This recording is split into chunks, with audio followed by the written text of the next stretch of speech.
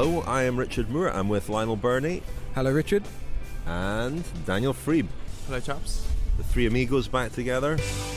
The Telegraph Cycling Podcast. Interviews and analysis. We've got the big talking points covered. Where are we, Lionel? We're sitting in the courtyard outside the British Library, near to St Pancras railway station in England's capital, Britain's capital, London. Near where today's stage of the Vuelta España finishes. Daniel is en route to Spain for the Vuelta, so we'll have some wonderful material. Maybe he'll do another sort of Arctic special report style. Subject to, lack of popular demand. I think the Arctic report went down a storm, Daniel, appropriately enough. Really? An Arctic storm? A snowstorm. Okay.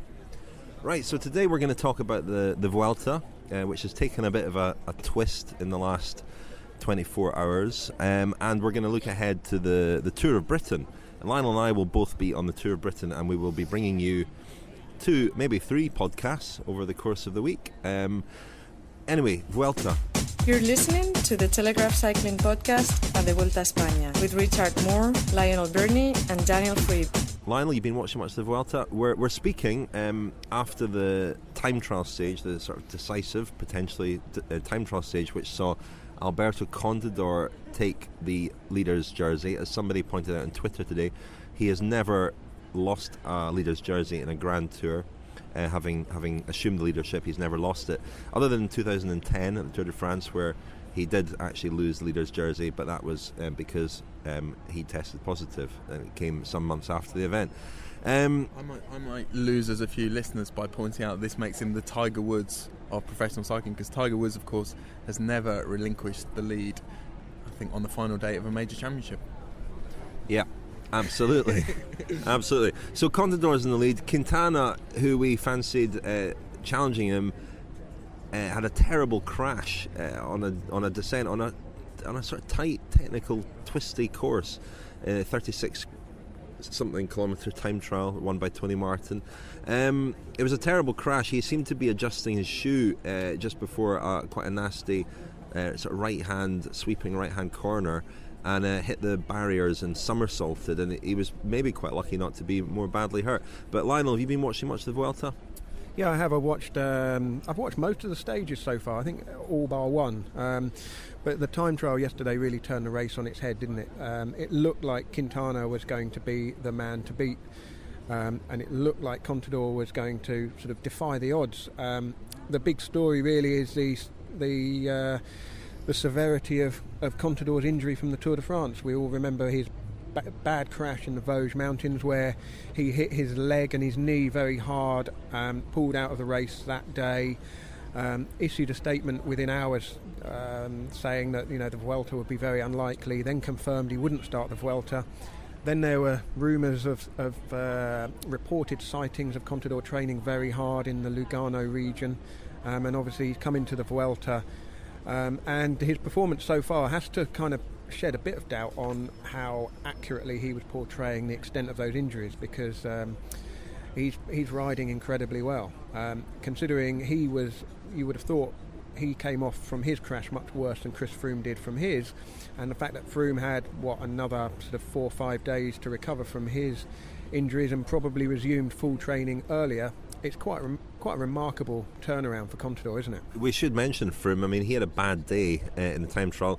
You would expect him to beat Contador in a time trial like that, I think, or it'd be close. So there was a hilly time trial in last year's Tour, of course, where it was pretty close, but Froome won it. Sorry, Daniel's pointing out somebody striding across the courtyard here in the library in Ariel Stea.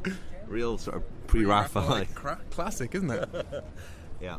Just should explain, that's the jersey of the Ariostea team from the early 90s. Giancarlo Ferretti, one of the Italian super teams that kind of emerged at the start of the 90s. I'm not quite sure what that coincided with, but did they make ceramic roof tiles, and that's why it looks like yellow and red roof tiles on the jersey? You don't see much of that these days. I mean, I always think that Sky's jersey really should have had a giant satellite dish on the back, but you portray what your sponsor does on the jersey. Not an actual satellite dish, a picture of a satellite dish. No, nice shorts, Ariostea they had. I had a pair of Ariostea shorts. I like them, big yellow panels. Anyway, I was saying Froome had a bad day at the office, finished 11th in time trial, lost a minute and a half to Tony Martin, the winner, conceded quite a serious amount of time to Contador as well, and Contador has to be the hot favourite now, does he, Daniel? Yeah, I would think so, although it's still pretty tight. For all that yesterday seemed to open up some big gaps, there were still about 5 riders within, there's 6 riders within 1 minute 37. Joaquin Rodriguez is 1:37. So there are a lot of guys still in there with a shout. I mean, it's 51 days yesterday's time trial since Contador's injury or his crash at the Tour. So as you say, it's a very quick recovery. There's sort of echoes here of when Astana were denied their place in the 2008 Tour, and Contador was kind of plucked from a Spanish beach supposedly and thrown into the Giro d'Italia. I remember Riccardo Ricco being very disparaging of this idea that he'd come straight off the beach, and he christened him the bagnino in Italian, which is the lifeguard. So yeah, there is some history there with Contador, but it is a shame that Quintana crashed yesterday, and we just have to see now in the next few days how badly he's affected, because he's only just over 3 minutes down. He's not out of the running, but from Movistar's point of view, it's a pity, because I still don't think Valverde is a really credible challenger to Contador when the big mountains come. We've still got Covadonga, we've still got Ancares, we've still got some really tough stuff to come. I mean, some pole-face sort of reaction to Contador if he was bluffing about the severity of his injury. Is that not just part of the game? I mean, if his injury wasn't as bad as was initially feared, and he made a quicker recovery, and he did start to believe that he could come to the Vuelta and challenge, is he compelled to tell the absolute truth about his injury? We see this in other sports all the time. People bluff. Yeah, absolutely. I mean, on the eve of a big football match, sorry to use another footballing example, but if your star striker is suffering with an injury, the manager's not going to let the cat out of the bag and give the opposition the encouragement they need to think that they may well be facing a player who's not at his best. That's a reverse situation, though, isn't it? That's the opposite. That's pretending you don't have an injury when you do, rather than pretending you don't have an injury when you might. Is it the opposite? Well, no. I'm myself in knots here. The assumption is that Contador has, he's better than perhaps he led people to believe. But bluffing is all part of the game. If you can, I think because cycling has had this history of sort of such dishonesty in terms of doping that it all gets, this whole moral question gets all wrapped up together, and I think it's completely different. If you're not feeling as good as your opponents might think you are, then you've got to maintain the mask, maintain the game face, and the same works the other way around. And Contador, if he's better, it works to his advantage if everybody else thinks that he's riding on one leg. And we've seen it in microcosm in stages, haven't we, where riders have pretended to be tired, lull their opponents into thinking that they're not as strong as they are. We saw it with Lance Armstrong, remember him? Bjarne Riis, 2 great examples. But I'm sure there are other examples as well, going back through history of riders bluffing and sort of lulling their rivals into thinking that there's a good time to attack them. And well, as you know, Richard, Bernardino said, attack when you're feeling weak, because it puts your opponents on the back foot. And I can't remember who it was. Was it Louis Bobe who said you finish your opponent's dinner before you start on your own? Very good. I mean, what's surprising about Contador's injury and how quickly he has come back is that it was a leg injury, and Froome obviously injured his arm, and in these cases usually a rider will get back on the turbo trainer pretty quickly, sometimes within a day or two, whereas presumably Contador did have to spend a fair amount of time out of action, out of training. There's another point though as well, that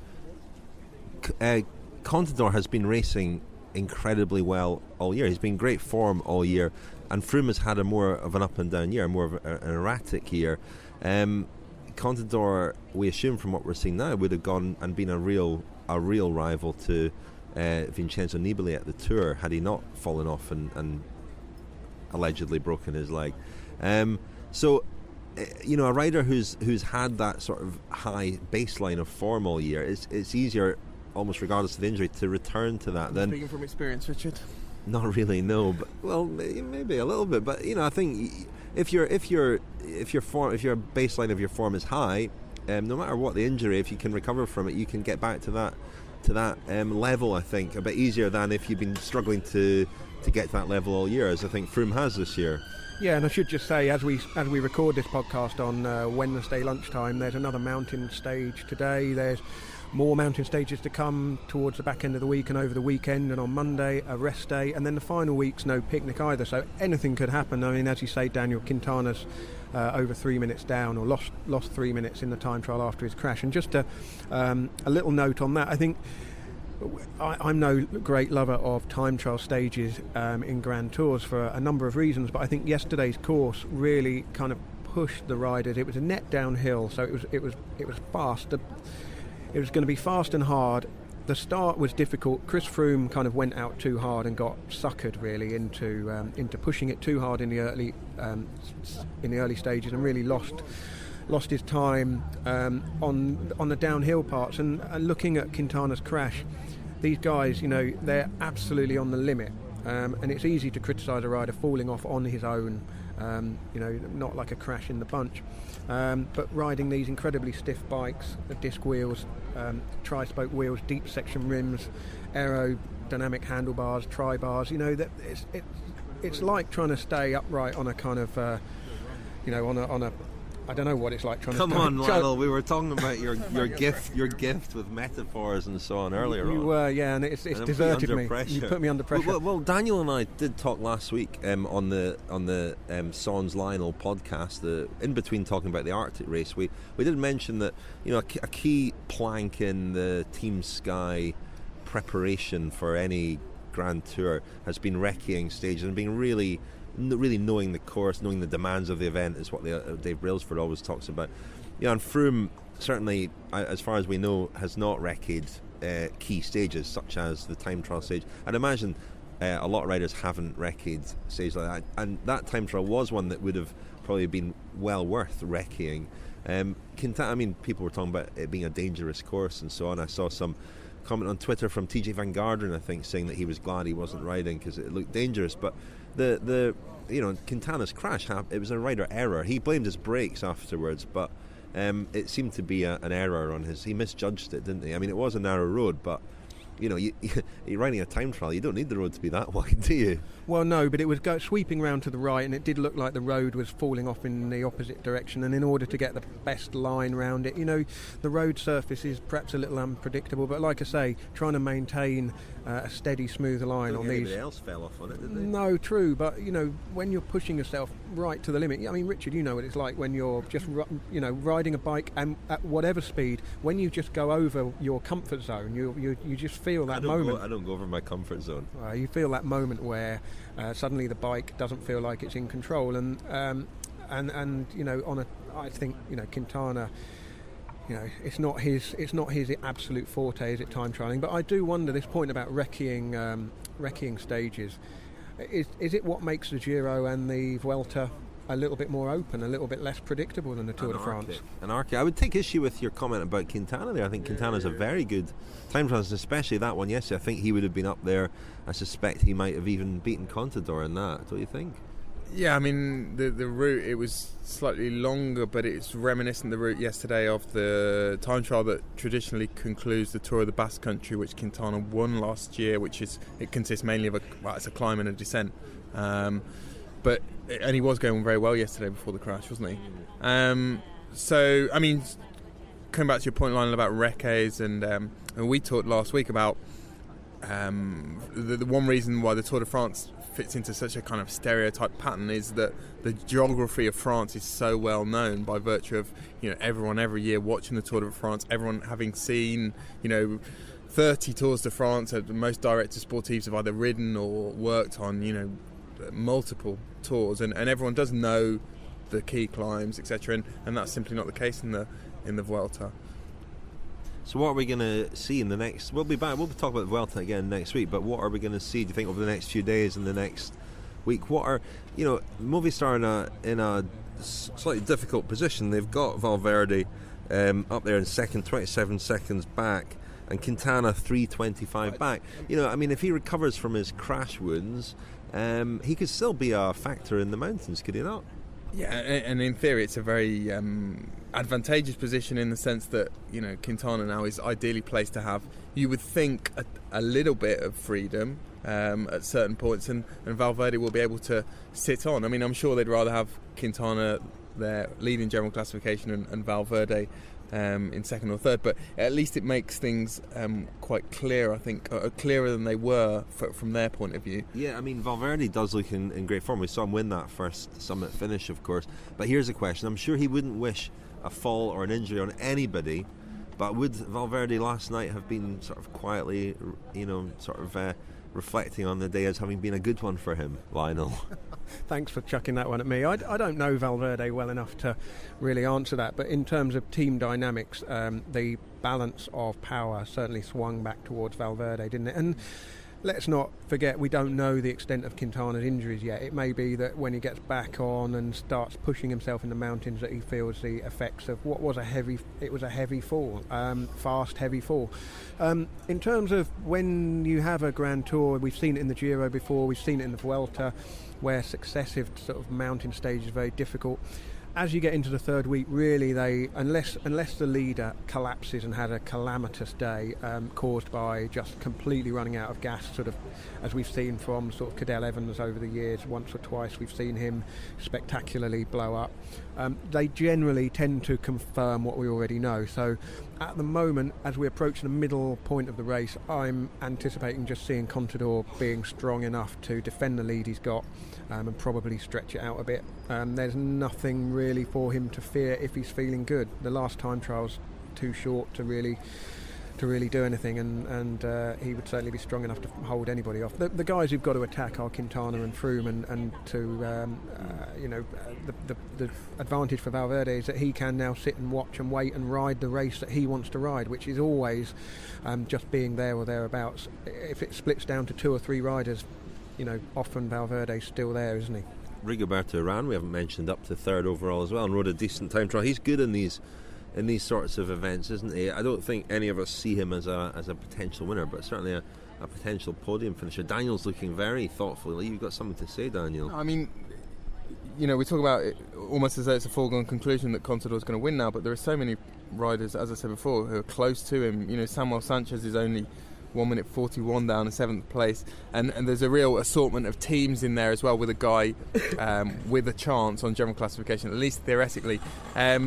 That can work both ways. I mean, that can create more danger, but it also means that, you know, if one of these guys does go down the road or attack at some point, then there are a lot of teams who will be willing to collaborate to close it down. So it might actually become a bit of a stalemate at times in the last sort of 10 days. Just lastly, sorry Richard, before you finish off there, the thing about Contador is he's smart, isn't he? He's not the sort of rider that's going to get caught out in the wrong place on a hilly or a mountainous stage. He's got a real savvy about him, and if it was the other way round and Froome was in the lead, you might think that Froome would be vulnerable to being caught out, but I don't get the sense that Contador is going to lose the race because of a moment of being in the wrong place or just being caught out. Before we go on to talk about the Tour of Britain in the next part, and hear from Mick Bennett, the race organiser, and Marcel Kittel, who Daniel interviewed at the Arctic race. They had a hair off, I think, over there. We didn't. I was going to boycott this interview, not use any of it, because he didn't actually unveil his hairdo that day. He wore a baseball cap, which I was very disappointed about. I think a very, very witty tweet about that, Daniel. He said it's like going to see the Sistine Chapel and finding it covered up with scaffolding. Oh yeah, he says as if he can't really remember it. That's been your tweet of the year. Don't be so. Anyway, quick mention before we do go on to Tour of Britain for Robert Hessink, who's had heart problems this year and is riding very well, 9th in the Vuelta now.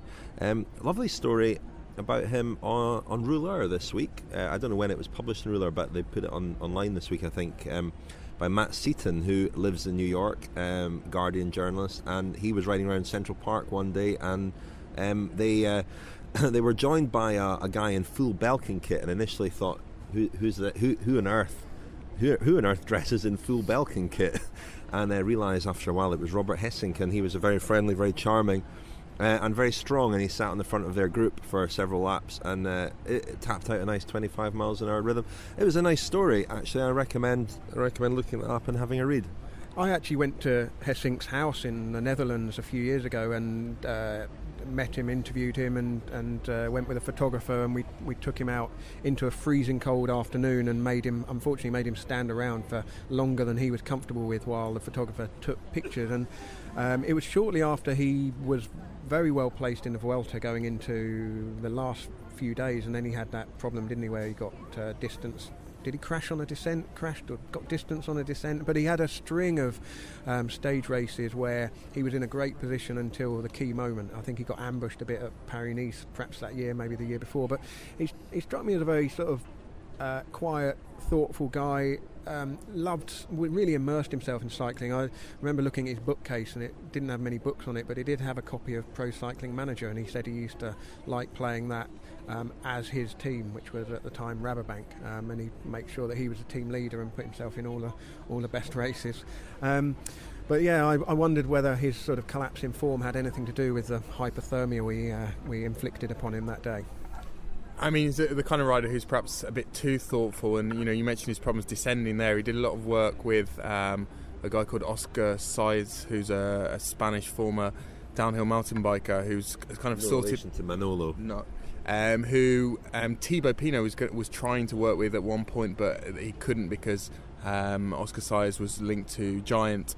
But that seemed to have sorted out Haysink's descending problems to a large extent. But Dutch journalists and other riders who know him tend to say about Haysink that he's someone who perhaps dwells on things a little bit too much. You said Lionel is very much immersed in his sport. And he perhaps, I think we talked during the Tour de France about how one of Vincenzo Nibali's great strengths was his ability to just disconnect from cycling and racing, and that is something that Haysink has, I think, struggled to do in the past. You're listening to the Telegraph Cycling Podcast at the Vuelta a España with Richard Moore, Lionel Birnie and Daniel Friebe. We're going to talk about the Tour of Britain, look ahead to the Tour of Britain now. But Daniel, do you want to introduce your interview with Marcel Kittel, who of course is riding the Tour of Britain, and we're going to see him compete with Mark Cavendish and perhaps sort of replay of the Tour de France, hopefully without any crashes this time. But there's a few stages where they might go head to head. But you spoke to Kittel recently at the Arctic race, didn't you? Yes, I did. I spoke to him, I can't remember, was it Honningsvag, the start of stage 2. That morning I'd seen the northernmost roundabout in the world. And then, so that I thought you told us all there was to know about the Arctic race last week. Turns out there was more. That was competing for my interest with Kittel that morning. Anyway, so had quite a long sit down and chat with Marcel Kittel in the Arctic, and I talked to him quite a lot about the price of fame, how difficult it was to keep his feet on the ground, and so here he is talking about that in Norway. I think I'm still easygoing, and I know I need the balance between concentration and also relaxation. But it's just, I think I've got also bigger responsibility now, and because it also involves a lot more people now. Yep. And it's fun to. That's the nice thing of sport, to really have a goal in front of you and to prepare for it. In the end, get the reward, or maybe even not, and then to look for things that you can change or can do better. I think the sport also changed my character. I learned a lot about myself, and it's always good to have people around you that sort of show you the mirror. And then you learn a lot about yourself. I think that's very important. Do you have to constantly remind yourself now not to get big-headed, or is that something that comes naturally? Because you get so much attention every time you walk into a room. That's Marcel Kittel. Do you? Is it something that you think about a lot, that you have to try and stay down to earth? I think it's not something where I really have to remind you. I think regarding that, I'm a calm character, but it's also I think it's also important to be aware of the image that you give to people.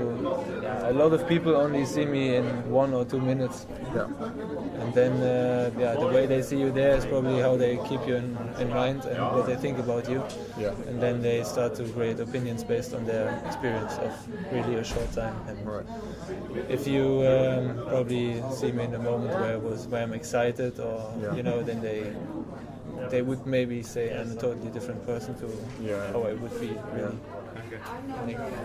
You seem everything always seems under control. Have there been periods over the last 2 or 3 years when really under the surface things maybe haven't been completely under control, and what is it that makes you kind of panic or nervous or anxious in life generally, or in career? Good question. I think things got never really out of control. Of course, you have moments where you think things could go better, maybe personally for me, or also somewhere else in the team or in private life. But it's always important then to look for improvements and how you can change the situation. And that's actually a little bit what I try to do now. Then I think then it doesn't feel like you're helpless if you try to still keep control over it.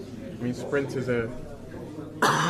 You talk about private life. Sprinters are notorious for having a very kind of tempestuous private life. Yours seems to be very under control as well. Or is that just because you're quite private and we don't know? Maybe you don't know.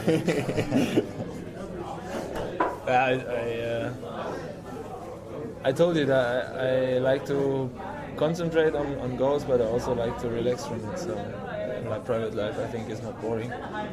And full stop. That's it.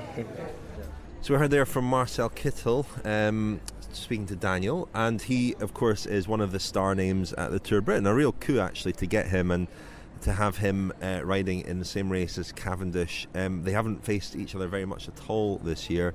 We should have seen them go head-to-head at the Tour de France, of course. That was scuppered when Cavendish took a dive in Harrogate on the first stage. Yeah, they have not sprinted against each other head-to-head since the Champs-Élysées last year, in fact. There have been times where they've been competing in the same race, and one of them has managed to contest the sprint, but the other one has been out of position and not been able to do that. And Cavendish, of course, has never beaten Kittel in a head-to-head sprint. That's an interesting stat. I didn't realise that. Is that right? Yeah. Interesting. Well, it could happen in Liverpool, perhaps. That should be a sprint. It's a sort of shortish circuit race style opening stage to the Tour of Britain, and we expect it to be a sprint. Omega Pharma Quickstep do have a very strong team, as you were saying earlier to us, Daniel. I've been gripped with panic now about that statistic that I've just given you. I'm going to check that, but I'm pretty sure that's the case. Oh, don't worry, I'm not sure it was Louis Mbobe who had that quote that I mentioned earlier, but it's somebody French from the 50s. Just narrows it down. Just make stuff up, guys. You usually do. Certainly when it comes to transfers. Yeah. No transfer news this week. We'll sit on that. Sorry, have you? What's that? No, go on. We'll carry on. What were we talking about? Kittel and Cavendish. I mean, Cavendish is working his way back. He's returned to winning form, hasn't he already? So he's probably in decent shape, but. Kittel, we probably fancy to have the edge on Cavendish. How does Cavendish beat Kittel? Well, the tricky thing about the Tour of Britain, I know the opening stage is a sort of criterium in the centre of Liverpool. The last stage on the final day in London is another criterium. In the middle, there's probably not a lot of opportunities for bunch sprinting. Maybe Brighton, Camberley to Brighton, perhaps, and Bath to Hemel Hempstead may well. But that's a long day. It might split. You never know. But the stages to Llandudno and the other one in Wales and the ones in the southwest, I don't think that we're going to see Cavendish against Kittel. I think the problem with the Tour of Britain is that it's quite unpredictable. It's quite an anarchic race. Even last year when Sky were controlling it for Bradley Wiggins, there were days when it was all just on the verge of blowing apart but would come back together. I remember the day in Wales near Dave Brailsford's hometown. Can you remember? It was all split up on the climb, Richard, and then it all just suddenly came together on the descent and the run in, and Cavendish won the sprint there. How does Cavendish win? Well, I think when you've only got 6 riders in a team, it makes it hard to put together a kind of a hugely conventional lead out. You're only really going to have 3 or 4 guys in the last few kilometres, and I think it's it's more of a kind of shootout, really. It's a bit like a sort of five-a-side football match compared to an 11-a-side football match. We're going to see kind of a condensed, boiled down, kind of bare bones version of a bunch sprint, I think, in Liverpool.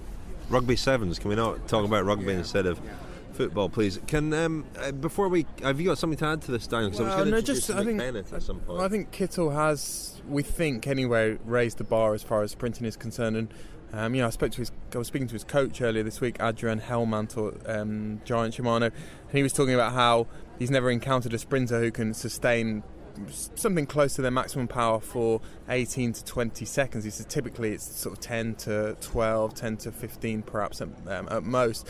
But and this is something that other coaches who have talked about Kittel this year have said that he's the one sprinter who is probably still, or can be still, accelerating when he crosses the finish line, and that makes him fairly unique among current sprinters. And his top level power, he's putting out 2,000 watts, which is probably more than even Andre Greipel at his best. So I mean, it's a pretty complete package and pretty difficult to beat at the moment. But I mean, that assumes that they're always sprinting in a straight line, and it's all there's no sort of messiness or chaos to it. And I think there are probably ways.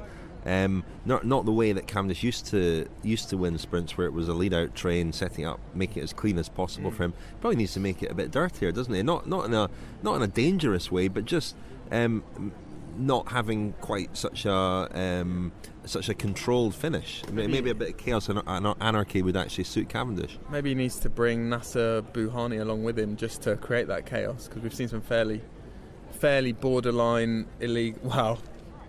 Well, I mean, if you think about it, he's not going to win coming off Kittel's wheel, is he? Usually, he's not going to win with Kittel on his wheel, so he has to think of other ways of beating him.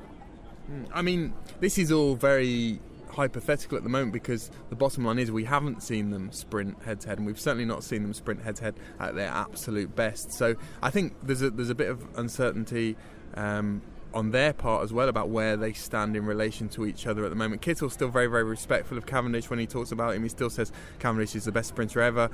Cavendish, to this point, although I think he hates the idea of losing to Kittel, he's been very respectful of Kittel. But I think they are both a little bit uncertain about who is the fastest at the moment. I think that the pendulum has swung as far as the press and as far as pundits are concerned towards Kittel, hasn't it? Yeah, absolutely. Shall we hear from Mick Bennett now, Lionel? I think you spoke to him. He's the race director, obviously, of the Tour of Britain.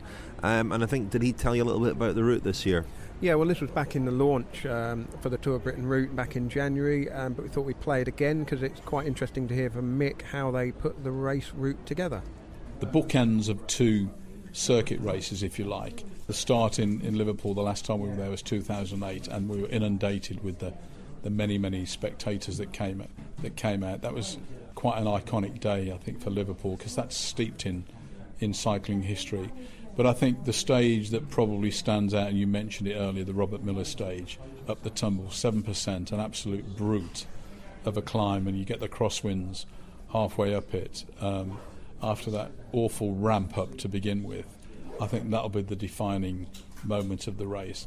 There's many other points, as the iconic circumnavigation of the Great Orme in Llandudno before, pre that we go through Conway and the lovely castle and that backdrop. But the whole finish right on that coastline up in North Wales will be pretty stunning as well. And there are many things, you factor in the finish onto the top of Bristol Downs there, down the Avon Valley Gorge with the wonderful Brunel Bridge in the backdrop, and that 1 kilometre brute of a climb inside the last 3Ks. There's so much. It's so rich this year, the ingredients it could be won and lost anywhere, right down to the wire in Ditchling Beacon. Indeed. Well, I remember Ditchling Beacon very well from the Tour's visit in '94, and also the World Cup race, the Wincanton Classic that was in Brighton. You were saying earlier in the evening when you were unveiling the route that you have to be a little bit cute as race director because you don't want it all done and dusted. And you were talking about the stage in Llandudno there where Great Orme could potentially end the race on stage 2 before it's really had a chance to get going. So as race director, you have to strike all of these different balances, not least with a look at the map here. We're a very Western Tour of Britain this year, and I can already hear the people in Scotland mentioning that no Tour of Britain can be complete without a visit to Scotland. So just explain a little bit about how you strike all of those different balances. Well, I think I probably I call it on, although it was in a different era, my experience as a pro being there for 9 years. And believe me, when we do recce and I look at the climbs, I am actually visualising myself going through the pain of some of the climbs, having ridden tours in the past, and I suppose that does help. And I thought with the particular climb of the Great Orme, which you mentioned, there was the temptation to put it into the top of the Great Orme was such a temptation. And I went there twice and looked at it and photographed it and walked it and rode it and drove it, and I thought, no, it's too much. It is genuinely too much. The race would split into several pockets, which means that for the spectator and for televisually, the race effectively would be down to a hard group of probably half a dozen riders. And the ideal thing for me would be to get to the final time trial in London, although it's only 9 kilometres, and not have the race decided on GC, if you like. There might be a leader going into with a few seconds lead. So there's always that creation. It's like being and I was a chef, it's like having all this ingredients to play with and coming up with the best cake you can bake. And I always say that I think this is the best cake this year. Well, last year's was pretty spectacular. You had the first summit finish at Haytor. This year, the summit finish at the Tumble strikes me as a much harder climb than Haytor, and could well be the decisive moment of the race. But then there's still Dartmoor as well, which is not going to be easy, although it finishes in Exeter. There's a lot of climbing there. And as you said, Ditchling Beacon. You were talking a bit about how no doors are closed to the Tour of Britain now. Maybe 8-10 years ago it would have been hard to get all of these roads closed and all of these various local authorities on side, but this year you really are able to put together the route you really want. Yeah, and if you like, choose your ingredients again, and bear in mind that there's quite a lot of pressure on not just a venue to come up with the funding or a region to come up with the funding, but also to put the closures in that we need. And you take the stage 7, the penultimate day, one of our longest days, 224 kilometres, into Brighton. They're actually taking out the roundabout on Madeira Drive so that we can circumnavigate it safely, because you're within the last 500 metres. Those are the sort of pressures that the race puts on a host, and they are willing to do that. They often say, are our roads good enough for you to race on? And we say, you should see Paris-Roubaix and Tour of Flanders and some of the Belgian classics if you want to see bad roads. But, at the end of the day, we say the roads here, listen, I live in Surrey and the roads are pretty shot after all the flooding, but they're perfectly good to race on. If a rider goes down on a bad road surface, it's deemed a sporting incident. So, there is pressure on a local authority to host the event in terms of the closures, the infrastructure that we need. And because of the growth of the Tour of Britain and now live coverage, the live OB section is about half the size of a football pitch. All has to be contained within an area. So invariably we're finishing more outside of city centres, and it's quite rare today that a city centre can actually accommodate the race in all of its glory. And it's become technically very difficult, which becomes technically challenging for the venues to put the races on as well. Now the race is moving up to all category ranking with the UCI this year. That makes it one of the biggest stage races in the world. You mentioned that the transfers after stages have been reduced quite dramatically. I mean, I've been one of the critics of the long transfers in the past, yes, but I can also see the point. Yes, I know you're saying yes, I have. Yeah, I did once add up that the transfers were longer than the stages on one of the years. Yes, yeah. Sorry, Mick. But more than once. Do you sometimes feel damned if you do, damned if you don't? Because obviously last year was quite an eastern side. You visited Norfolk and Suffolk in the last couple of years. this year's very Western, and Wales is very well represented. No Scotland, of course, and as I joked earlier, people. It's a testimony to the race, I suppose, that people who aren't getting a visit this year there'll be howls of complaint. But you've already talked about trying to balance it up over the next 5 years. You've got a 5-year contract to develop the race. So you'll be looking at other areas on a kind of rolling basis. We are doing that, and but to go back to the track, it's not as if we put them in there out of choice. And people forget that I've been a pro. I know what it's like. I don't have the big luxury coaches that never raced in those days, but I know what it's like to finish a stage knackered, to have to sit in a car and drive 4 hours to get to the finish, to get to your hotel. But we always said that our teams will be in their hotel by 7 o'clock at night, and we've vowed to do that. They are fantastic hotels. Yes, we've had long transfers in the past. And my reaction to the likes of yourself when it's been criticised is that we don't do it because we want to throw pain and anguish at the riders after the day. It's because it's a necessity. We've got 8 days to move this, and the funding partners that fund it want the finish there. You factor in a Friday night transfer at 5 o'clock at night in rush hour in this country on the roads that we've got. You get a snarl up on the M25 or the M4 or the A303. You're in absolute... There's nothing you can do about it. Well, you're stuck in the traffic as well, I suppose, aren't you? Yeah, we're monitoring with the AA and the RAC and the police the best routes. And we're advising the teams who are calling us and asking us, what are the best routes at the moment? Where are they? And sometimes we escort the teams. But I would advocate that the teams have always been sat down between 7 and 8 o'clock at night for their evening meal, regardless of how long the transfers are, Lionel. And I know that some of the stage races, they're there at midnight. They are. Sat down to dinner, yeah. Yeah, I'll testify to that. Usually it's journalists waiting to interview them and delaying their dinner. Just lastly then, because the Hemel Hempstead stage particularly interested me, are you going around the Magic Roundabout there? They've got one of those... We looked at the Magic Roundabout, we thought that was just too confusing. We actually are north of the Magic Roundabout. But it was considered. It's about 1.5 miles away, I think, there.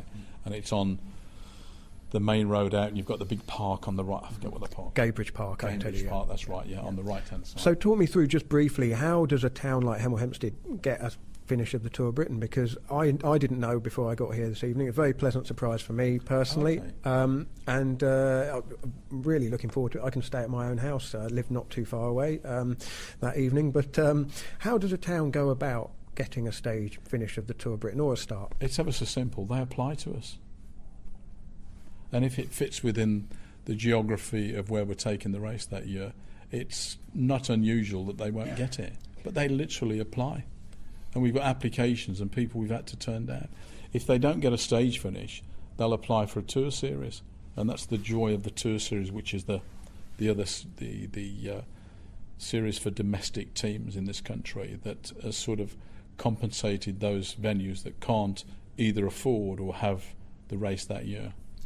Well, it's going to be a great lineup this year, I think, with the HC status. You're going to get, a lot of the World Tour teams applying to be part of the race, not just being invited, but actually wanting to be part of the race. But also, you've made sure that there's still a home here for the Great Britain national team and the domestic teams as well, because I gather you think that's important to allow them to take part still. It's always been important since 2004. I've been in the days of the Kellogg's Tour when the World Cup teams shut the race down on our roads, and it's destroyed the racing. And I think we've always kept this open view that you have continental, pro-continental and World Tour teams of an equal balance. Really does animate the event. And it's interesting that over the last several years now, the animators of the race right from get-go have been the British continental riders. And you've only got to look at how well they do. Many of them have the leaders' jerseys going into the final day. And because it's the pinnacle of the season for them. And why not? They can shake it all up like Simon Yates did on Hay Tour. He really shook the race, grabbed it and shook it apart. And look at him now, he's got a fantastic contract with Orica Greenedge. So we will always try to strike that balance and not have... We could have the whole event have World Tour teams in it, but we don't want it. You're listening to the Telegraph Cycling Podcast. Tweet us at cycling_podcast. So we heard there from Mick Bennett, and as well as the sprinters battle that we were talking about earlier. Of course, there's the overall battle, and Bradley Wiggins, defending champion, really foundations for his win last year were built in that 10-mile time trial, 10-ish mile time trial. This year it's a bit shorter. It's going to be maybe slightly harder for him to get the kind of advantage from that he will need to perhaps win the race overall. What do you think? Yeah, I think the thing with Bradley Wiggins and the Tour of Britain is it's all about motivation, isn't it? Last year it was all set up perfectly for him. The time trial in Knowsley Park was relatively early in the race. It put him into the lead. It gave him something to defend, and the team were fully committed and fully behind. In order to win the Tour of Britain this time, he's going to have to make any splits that happen in the stages in Wales, particularly on the tumble where it could split up, similarly to the way we saw it split up in Exmoor on the climb, the name of which escapes me at the moment. Richard, are you going to help me out? No. Haytor, where Simon Yates won the stage. Where Simon Yates won the stage, yeah. And I think Wiggins, don't want to be too disparaging, but I think there will be plenty of opportunities for him to kind of take his foot off the gas when the race is really on. And in order to win the race overall, he would have to keep himself on the shoulder of the leader by really no more than a handful of seconds all the way through the week. And I just think we don't know yet what the weather's going to do. It could be anything. It could be wet, windy. That always makes it hard.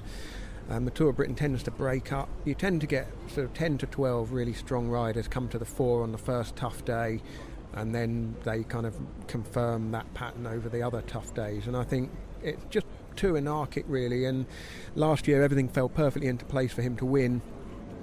Whether they can control the race enough for all the way through it to put Bradley Wiggins in a chance to win it, I'm not sure. Don't see it. I think it will just be more aggressive. There'll be something will happen on the tumble, I think, where it will put somebody, perhaps a group of them ahead of everybody else overall, and then it will be a shootout in London in the time trial.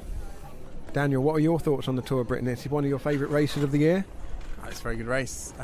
It's always a good race. I mean, it's unpredictable. So unpredictable that I'm not going to attempt to make a prediction because I don't really know who's competing. But I mean, it's one of those, these sort of lower, and without disrespecting the Tour of Britain, non-World Tour stage races without any, obvious natural obstacles, pitfalls, etc., huge climbs. They tend to be quite exciting. I mean, it's like, when I was in Norway for the Arctic race, you never quite know when the decisive action is going to take place, and that has been the case with the Tour of Britain often. And I think it's a mistake when organisers of this kind of race automatically assume that the spectacle will be enhanced by including bigger climbs, summit finishes, etc., because the beauty of these races is that you don't know where they're going to be decided. Okay, I'll tell you. Well, I'll tell you who's going to win it. Go on. Jack Bauer. For Garmin Sharp, Jack Bauer is going to win the Tour of Britain. I know they're coming with fully behind him. They really want him to win this race, so I think he's going to win it.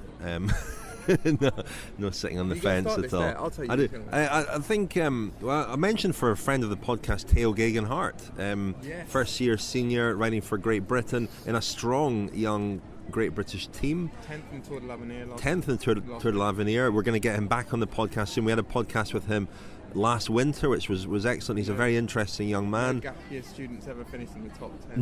No gap year student has ever finished in the top 10 of the Tour de l'Avenir. Yeah. He's a talent, and this is the sort of race. It's at a much higher level than he's used to. They did ride the Tour of California this year as well. But he is a great talent. He had a great result this year in Liège-Bastogne-Liège. He's good in these tough hilly races. Who knows? Maybe he'll emerge as the star that we think he might become. Yeah, and I think that's one of the things that I enjoy about the Tour of Britain is seeing which of those young riders emerge. I mean, a couple of years ago it was Josh Edmondson who was ripping it up. We haven't really seen him. Tiernan-Locke. Yeah, I wasn't going to necessarily mention Jonathan Tiernan-Locke. Obviously, he's been stripped of his title that he won in 2012 as part of his doping ban, had his results removed.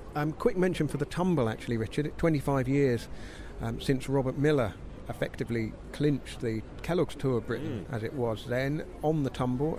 He got away in a break with Mauro Gianetti of Switzerland and Nico Verhoeven, who was a teammate of Sean Kelly's on the PDM team. And PDM had the yellow jersey that day with Martin Early, I think, and Sean Kelly was very well placed as well. And as I was making the point about the small teams, I think they only had 5-man teams in that race, 6-man teams this time. That doesn't make it much easier to control, but that day's racing does show what is possible in a race like the Tour of Britain when you put a tough climb in. I think on that day they went over the top and finished down in Cardiff. I can't quite remember, but the climb itself was memorable for the fact that Gianetti and Robert Miller got like 10-minute lead, and Verhoeven was in two minds as to what to do, and there was no race radios in those days. The team car was up behind him saying, well, look, can you wait for Martin Early and Sean Kelly and help chase and close down the gap? So Verhoeven got into a bit of a muddle with himself, didn't really know what to do. He stopped for a bit, and then he ended up riding the wrong way down the course to meet the bunch, turned round in the road again and help set the pace for Martin Early. It didn't work. They didn't bring the gap down enough. I think Gianetti won the stage, Miller took the yellow jersey and then clinched final victory in London the next day. Yes, and the following year, Lionel, 1990, Robert Miller was in contention again. He was second to Michel Dernisse, and they both crashed, didn't they, on the final stage in Manchester? I think it was Manchester. As fascinating as this Tour of Britain chat is, Quintana's just crashed out of the Vuelta. Breaking news. You know, I think he's crashed out of the Vuelta. He has crashed, had another crash, and that's it, gone. So this is echoes of Chris Froome, isn't it, at the Tour? It is echoes of Chris Froome, but does this mean we have to revisit this topic now, don't we? You know, because we did discuss it. I think we can exclusively reveal now that Nairo Quintana's not going to win the Vuelta this year. There we are. It does render some of our earlier discussion redundant. Not the Tour of Britain nostalgia fest, fortunately. He's not going to get a late entry in the Tour of Britain either. But no, I mean, it doesn't really. I mean, it affects the Movistar approach, obviously. It's certainly all for Valverde now, because that's all they've got, and he's second. So, but it doesn't change things a great deal, does it? All eyes on Igor Anton at the Tour of Britain now. For Movistar, as far as Movistar are concerned. A few more names I want to mention the Tour of Britain. Nicholas Roche is riding. Michał Kwiatkowski. We can perhaps have more goes at pronouncing his name. He pronounced his name for us at the Tour, didn't he? So he's another strong rider, who could be a guy that if he's in form, he could rip the race to pieces. Somebody like him, Nicholas Roche. There are a few others as well. Leopold Koenig, another top 10 Tour finisher, is riding for Netap and Jura as well. Maybe on the verge of a big move to a bigger team, I understand. He'll be fluttering his eyelids at Dave Brailsford again, won't he? Stopping and shaking his hand perhaps at the team bus. Making sure that lots of journalists are around to witness the event. Absolutely. Brailsford scurrying away. Anyway, he's riding, and again a strong rider. So it is a good field. Every year we seem to say it's the best field ever, but it is a strong field this year. And the headline acts are obviously Wiggins and Cavendish and Kittel. So is that all we've got for the Tour of Britain, chaps? We'll be back, Lionel. Daniel's off to the Vuelta next week, and you'll return with lots of special report type material, seal sanctuaries, hen parties, that kind of thing. Thank you very much, Daniel. Thank you. Lionel and I will be at the Tour of Britain, and we'll be speaking to people there, and we'll do some interviews, and we'll do 2 or perhaps 3 podcasts next week. Yeah, see how the race goes, see what the talking points are. But yeah, see you in Liverpool, Rich. How much there is to talk about. Yeah, I'll see you in Liverpool, Lionel. The Telegraph Cycling Podcast. Subscribe on iTunes, listen on Audioboo, visit us at thecyclingpodcast.com.